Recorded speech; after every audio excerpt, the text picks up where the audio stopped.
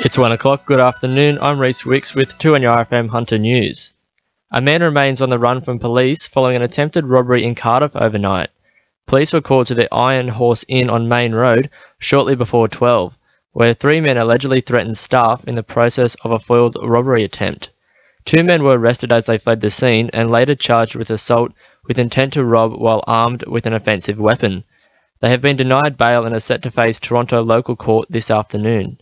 Joanne Elliott from Police Headquarters says anyone with information needs to contact Crime Stoppers. So anyone with information about that third person needs to ring Crime Stoppers 1800 333 000. A West Wallsend man is at risk of breaching the conditions of his good behaviour bond, refusing to attend rehab after pleading guilty for drink driving 5 times over the legal limit. Brendan Walker admitted to drinking at a friend's house for an estimated 6 hours before driving to see his girlfriend when he was breath tested on Park Avenue, Adamstown. Walker has previously been admitted to hospital twice for high-level drink driving and one case where he swallowed up to 40 tablets. There's been yet another twist in Newcastle's fiery light rail debate as claims of a transport deadlock face stiff opposition from both sides. Promotional flyers plugging next week's Newcastle Institute forum, The Railway Stalemate, Is There Another Way?, have come under scrutiny for potentially implicating members of Labor and the state government in a failure to speak out against party policy. But light rail advocates insist progress is now well underway, with major contracts and close to $500 million in funding already committed. University of Newcastle Professor Jim Joes, architect Ed Duck, and economists Howard Dick and Alan Squires are all expected to address the forum. Hunter Local Land Service is evaluating extensive damage to local areas in the wake of the recent storms. A report shows farmers have suffered major devastation to their lands and further government funding may yet be necessary to rebuild the industry. Local Land Service General Manager Brett Miners says he believes the state government is making progress with regional recovery. The New South Wales government has set up a regional recovery coordinator, that's Brigadier Norman. He's out touring.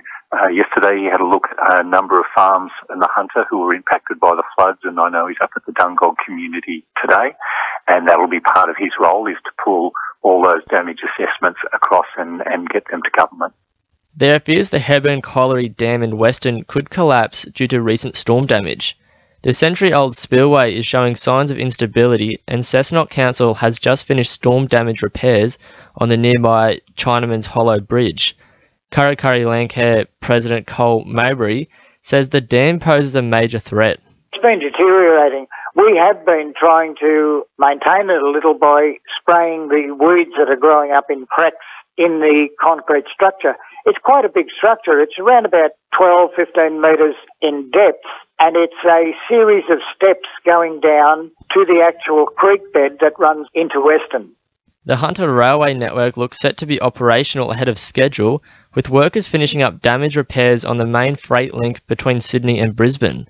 Lines at Dungog and Tellera were badly damaged during the recent storms, and a section of track near Tokul was completely washed out. North Coast tracks will reopen on Saturday.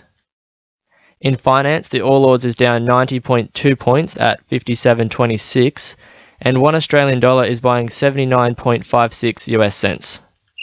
Sport for our sponsor, NewcastleCheapestCars.com.au. Newcastle Knights skipper Kurt Gidley is promising to remain true to the red and blue after revealing he'll round out his career with English Premier League powerhouse Warrington. The 32-year-old will join the Wolves for a year at season's end, drawing the curtain on more than 200 NRL games to become the club's third most capped player.